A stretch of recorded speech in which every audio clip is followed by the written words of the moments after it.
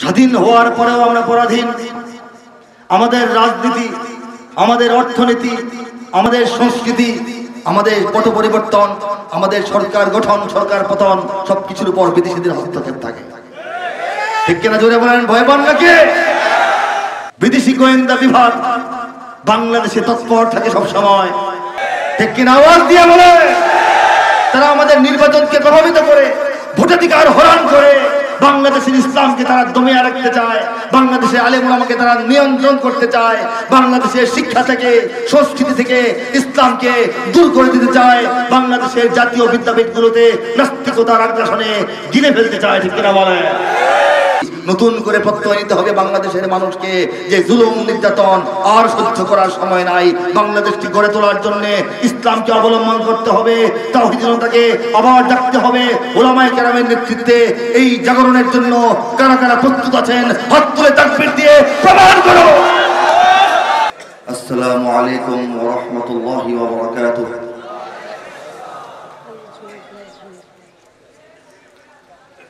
نحمده ونستعينه ونستغفره ونؤمن به ونتوكل عليه ونعوذ بالله من شرور أنفسنا ومن سيئات أعمالنا من يهده الله فلا مضل له ومن يضلله فلا هادي له। উপস্থিত সময় এবং সমাজের সবচাইতে গুরুত্বপূর্ণ, তাৎপর্যপূর্ণ, সম্মানিত এবং প্রশংসিত শ্রেণী উলামায়ে কেরাম, আজিজ তলাবা, দেশ প্রেমিক, দিন প্রেমিক, আল্লাহ রাসূল প্রেমিক, ইসলাম প্রেমিক, তাওহীদি জনতা, আমরা আজকে এখানে যারা এসেছি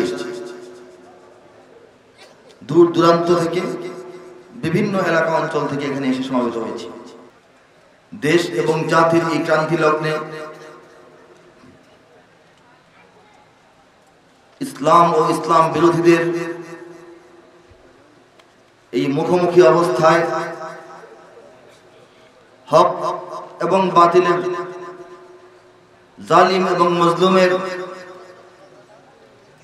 আলো এবং অন্ধকারের এই মুখোমুখি অবস্থায় আমরা হকের পক্ষে, মজলুমদের পক্ষে, দ্বীনের পক্ষে, দেশের পক্ষে অবস্থান গ্রহণ করেছি। রব্বুল আলামিন আমাদেরকে এই তৌফিক দিয়েছেন, এই জন্য বলি আলহামদুলিল্লাহ। বাংলাদেশের রাজধানীর অতি সন্নিকটে, বলা যায় প্রবেশ পথে আজকে আমাদের এই জমায়েত। বাংলাদেশ তো সেই দেশ, যেই দেশ আরব থেকে বহুদূর রাসূল পাক সাল্লাল্লাহু আলাইহি সাল্লামের জন্মভূমি, সাহাবায়ে কেরামের বিচরণ ভূমি, মক্কা এবং মদিনার পুণ্যভূমি থেকে বহুদূর, আবার ইসলামের গোড়াপত্তনের জামানা থেকে আমরা অনেক পর, আরব থেকে হাজার হাজার মাইল দূরে অবস্থিত এই বাংলাদেশ, আর রাসূলের জামানা থেকে ১৫০০ বছর পরের এই বাংলাদেশ। ঠিক কিনা জোরে বলেন? বাহ্যিক যুক্তি মতে বাংলাদেশে ইসলাম ভালোভাবে পৌঁছারই কথা ছিল না।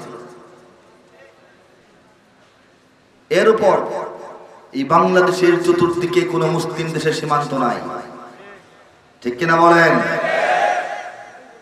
তিন দিকে ব্রাহ্মণ্যবাদী ভারত, আধিপত্যবাদী ভারত, আর এক কোনায় আছে মিয়ানমার, যারা আরব বেশি দুষ্ট। ঠিক কিনা বলেন? ইসলাম বিদ্বেষ, মুসলিম বিদ্বেষ তাদের জাতীয় চেতনা। এরকম দেশগুলোর মাঝখানে তাওহীদের পতাকা নিয়ে প্রায় ২০ কোটি মুসলমান আমরা অতন্দ্র প্রহরীর মতো সমুদ্রের পাড়ে জেগে আছি। ঠিক কিনা? আওয়াজ দিয়ে বলেন। এটা কি করে সম্ভব হলো? একটি বাংলাদেশ তুমি জাগ্রত জনতার, সারা বিশ্বের বিস্ময় তুমি আমার অহংকার একটি সঙ্গীত আপনারা শুনেছেন। বাংলাদেশ সারা বিশ্বের কাছে বিস্ময় কেন? 9 মাসে স্বাধীন হয়েছে, শুধু এই জন্য নয়। ক্রিকেট খেলায় ভালো ফলাফল করেছে, শুধু এই জন্য নয়। বাংলাদেশের আলাদা বর্ণমালা আছে, ভাষা আছে, ভাষার জন্য এই দেশের মানুষ জীবন দিয়েছে, শুধু এই জন্য নয়। এই দেশে 6 ঋতুর পরিবর্তন সারা দুনিয়ায় এরকম নেই, শুধু এই কারণে নয়। প্রধানতম আসল কারণ হচ্ছে এই যে বললাম, আরব থেকে দূরে, রাসূল থেকে পরে, চতুর্দিকে কোনো মুসলিম দেশের সীমানা নাই, এবং এই যে একটা বিচ্ছিন্ন অবস্থা, এই অবস্থায় এই সাগর পারের দেশ, এই নদী নালার দেশ, এই গরিব কাঙালের দেশ, এই পেটকাটা মাটির দেশ, এই পোকামাকড়ের দেশ বাংলাদেশকে রব্বুল আলামিন আরবের পর ইসলামের দ্বিতীয় বৃহত্তম দুর্গ হিসেবে গড়ে তুলেছেন। এদেশের প্রত্যেকটা মুসলমানকে অদূর ভবিষ্যতে তাওহীদ এবং শিরকের মধ্যে যে লড়াই হবে, কুফর এবং ঈমানের মধ্যে যে লড়াই হবে, জালিম এবং মাজলুমের মধ্যে যে লড়াই হবে, হক এবং বাতিলের মধ্যে যে লড়াই হবে, সেই লড়াইয়ের জন্য বাংলাদেশের মুসলমানদেরকে রব্বুল আলামিন রিজার্ভ ফোর্স হিসেবে তৈরি করছেন। সেই রিজার্ভ ফোর্সের সদস্য আমরা কারা কারা হাত তুলে প্রমাণ করব। তাকবীর হবে আপনাদের মধ্যে থেকে একজন তাকবীর দেবেন, দাঁড়িয়ে তাকবীর দেবেন একজন আপনাদের মধ্যে থেকে।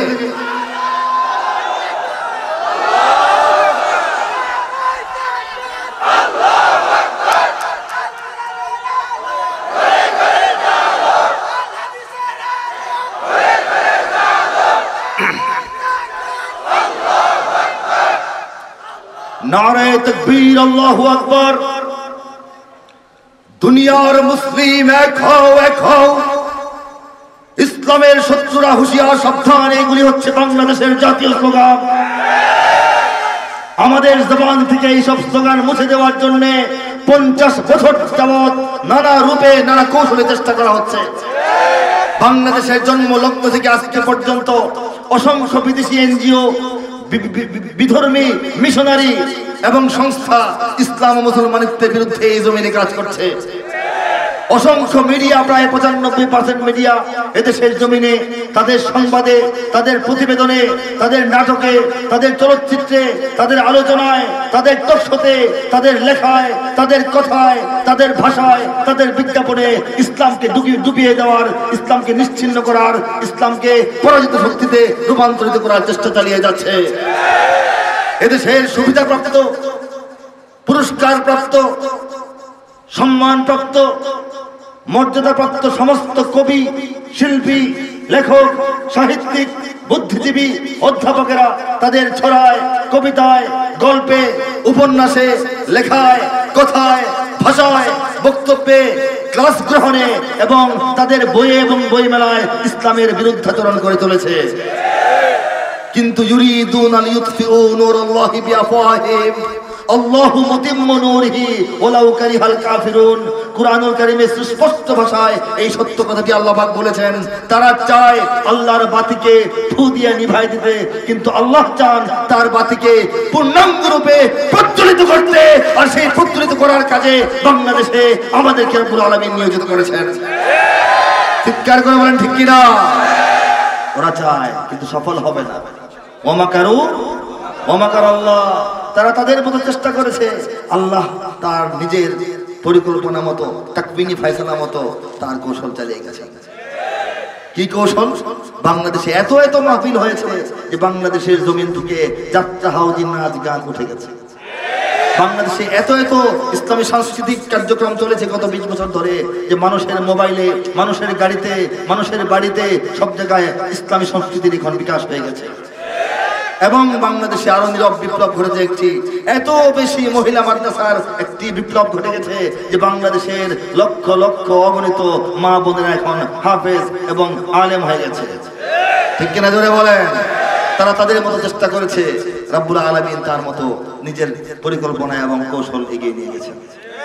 ঠিক কিনা বলেন? এরপর দেখেন যে ঢাকার কথা বললাম, এই ঢাকা মূলত মুসলমানদের রাজধানী। মূলত মুসলমানদের রাজধানী। বঙ্গ যখন ভঙ্গ হয় ব্রিটিশ আমলে, তখন পশ্চিমবঙ্গ হিন্দু অধ্যুষিত হিন্দুত্ববাদী এলাকা হিসেবে ভারতভুক্ত ছিল। আর এই বঙ্গকে পূর্ববঙ্গে ভাগ করা হয়েছিল মুসলমানদের অঞ্চল হিসেবেই।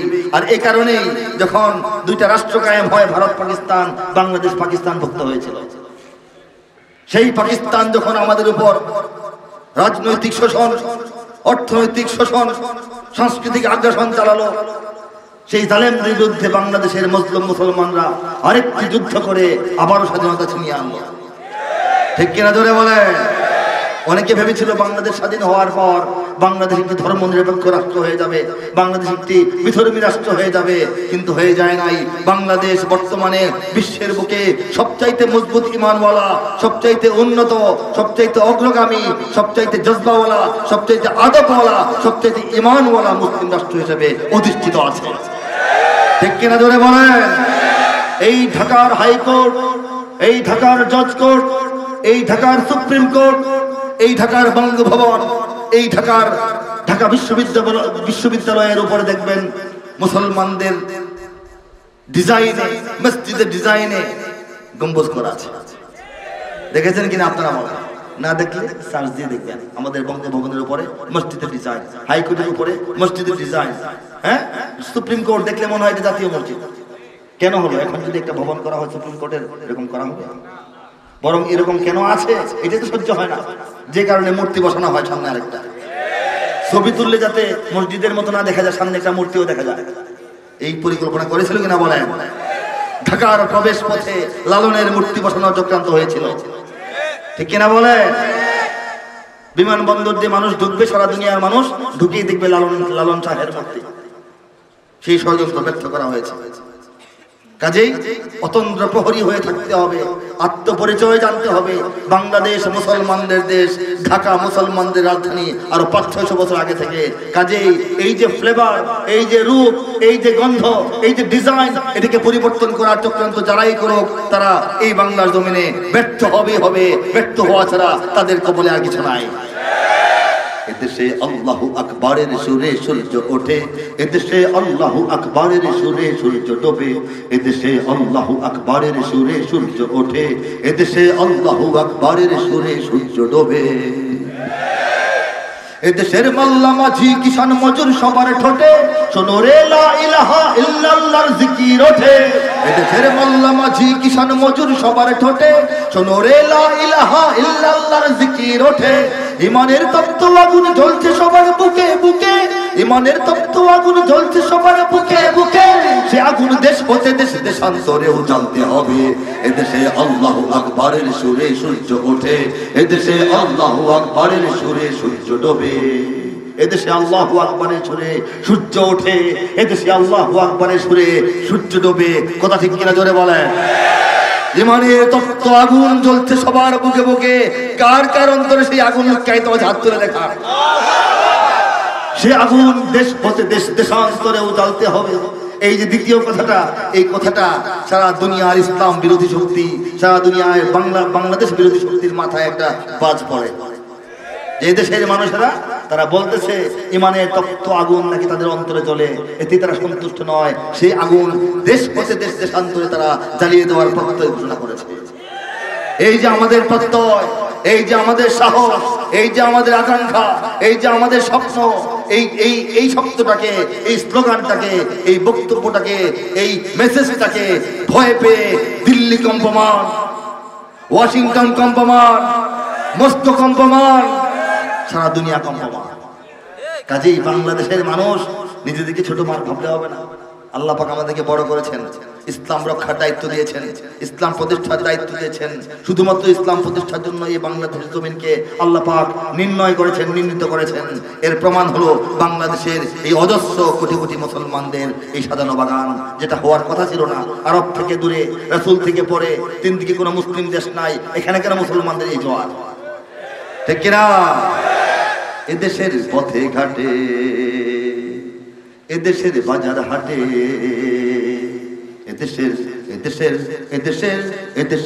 এদেশের গঞ্জে গ্রামে খোদার নামের তাসবিহাতে কত পীর আউলিয়াদের অশ্রু ঝরে গভীর রাতে, এদেশের গঞ্জে গ্রামে খোদার নামের তাসবিহ হাতে, কত পীর আউলিয়াদের অশ্রু ঝরে গভীর রাতে, যে দেশের সন্তানেরা মক্তবে যায় কোরআন বুকে, যে দেশের সন্তানেরা মক্তবে যায় কোরআন বুকে, সে দেশে আল কোরআনের শাসন কায়েম করতে হবে। এদেশে আল্লাহু আকবারের সুরে সূর্য ওঠে, এদেশে আল্লাহু আকবারের সুরে সূর্য ডোবে। সঙ্গে গাইতে পারবেন? এটা কোনো সঙ্গীত নয়, গান নয়, তাহলে আপনারা মোবাইলে দেখতেন, আমি এসে সরাসরি শোনাইতাম না। এটা আমাদের আত্মপরিচয়, আইডি কার্ড, এটা উচ্চারণ করতে হবে, দুশ্মনে কানে কানে আওয়াজ করতে হবে।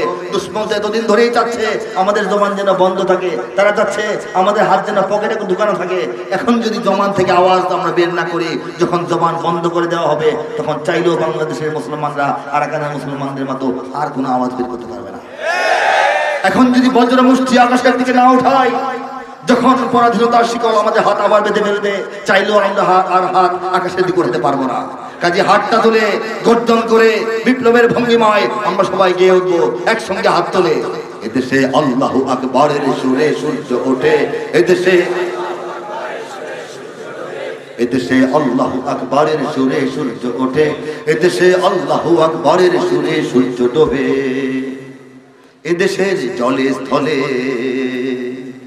এদেশের ফুল ফসলে, এদেশের এদেশের এদেশের এদেশের এদেশের সবুজ মাটি সবুজ ঘাসে সবুজ বনে, মদিনার সবুজ মিনার ঝলসে ওঠে দুই নয়নে। এদেশের সবুজ মাটি সবুজ ঘাসে সবুজ বনে, মদিনার সবুজ মিনার ঝলসে ওঠে দুই নয়নে। এদেশের শিকড় তো নয় দিল্লিতে বা ওয়াশিংটনে, এদেশের শিকড় তো নয় দিল্লিতে বা ওয়াশিংটনে, এদেশের শিকড় জানি ছড়িয়ে আছে দূর আরবে। এদেশে আল্লাহু আকবারের সুরে সূর্য ওঠে, এদেশে আল্লাহু আকবারের সুরে সূর্য ডোবে। এদেশে আল্লাহু আকবারের সুরে সূর্য ওঠে, এদেশে আল্লাহু আকবারের সুরে সূর্য ডোবে। এদেশে আল্লাহু আকবারের সুরে সূর্য ওঠে, এদেশে আল্লাহু আকবারের সুরে সূর্য ডোবে। স্বাধীনতার 50 বছরে আমরা ঢুকে গেছি, রাত 12টা পার হয়েছে 26শে মার্চ, ঠিক কিনা বলেন? এই 50 বছরে বাংলাদেশ অনেক কিছু দেখেছে। স্বাধীন হওয়ার পরেও আমরা পরাধীন। আমাদের রাজনীতি, আমাদের অর্থনীতি, আমাদের সংস্কৃতি, আমাদের পট পরিবর্তন, আমাদের সরকার গঠন, সরকার পতন, সবকিছুর উপর বিদেশিদের হস্তক্ষেপ থাকে, ঠিক কিনা? জোরে বলেন, ভয় পান নাকি? সবকিছুতে 50 বছর ধরে বিদেশিদের হস্তক্ষেপ থাকে, ঠিক কিনা? এরপর সীমান্তে গুলি চলে, পানির ন্যায্য হিস্সা আমাদেরকে দেওয়া হয় না, জোর জবরদস্তি করে ঠকিয়ে আমাদেরকে ট্রানজিট নিয়ে যাওয়া হয়। বিদেশি গোয়েন্দা বিভাগ বাংলাদেশে তৎপর থাকে সবসময়। বিদেশি অবৈধ নাগরিকেরা বাংলাদেশের বিভিন্ন কর্মক্ষেত্রের উচ্চ উচ্চ পোস্টে চাকরি করে, ঠিক কিনা বলেন? বাংলাদেশ, এদেশের শ্রমিকেরা, এদেশের খেতে খাওয়া মানুষেরা, এদেশের উন্নত মেধা যারা আছেন, সারা দুনিয়ায় ছড়িয়ে ছিটিয়ে থেকে কাজকর্ম করে পায়ের ঘাম মাথায় ফেলে যে অর্থ বাংলাদেশে ঢুকান, সেই অর্থের চাইতে বেশি অর্থ শুধুমাত্র একটি রাষ্ট্র বাংলাদেশ থেকে বছরে নিয়ে যায়, ঠিক কিনা? আওয়াজ দিয়ে বলে। তারা আমাদের নির্বাচনকে প্রভাবিত করে, ভোটাধিকার হরণ করে বাংলাদেশের ইসলামকে তারা দমিয়ে রাখতে চায়, বাংলাদেশের আলেম ওলামাকে তারা নিয়ন্ত্রণ করতে চায়, বাংলাদেশের শিক্ষা থেকে, সংস্কৃতি থেকে ইসলামকে দূর করে দিতে চায়, বাংলাদেশের জাতীয় বিদ্যাপীঠগুলোতে নাস্তিকতার আগ্রাসনে গিলে ফেলতে চায়, ঠিক কিনা বলে? আমরা স্বাধীন হয়েও পরাধীনতার শিকল এখনো সম্পূর্ণরূপে ভাঙতে পারি নাই। দ্বিতীয় আসেন, সুশাসনের অভাবে আমরা ভুগছি। সুশাসন বাংলাদেশে নাই, দুঃশাসন দুঃশাসন দুঃশাসন, স্বৈরশাসন স্বৈরশাসন স্বৈরশাসন। এই দুঃশাসন এবং স্বৈরশাসনের এই ইয়েতে পড়ে, পাল্লায় পড়ে বাংলাদেশের মানুষ এখন বিতৃষ্ণ হয়ে হতাশায় নিমজ্জিত হয়ে যাচ্ছে, ঠিক কিনা বলে?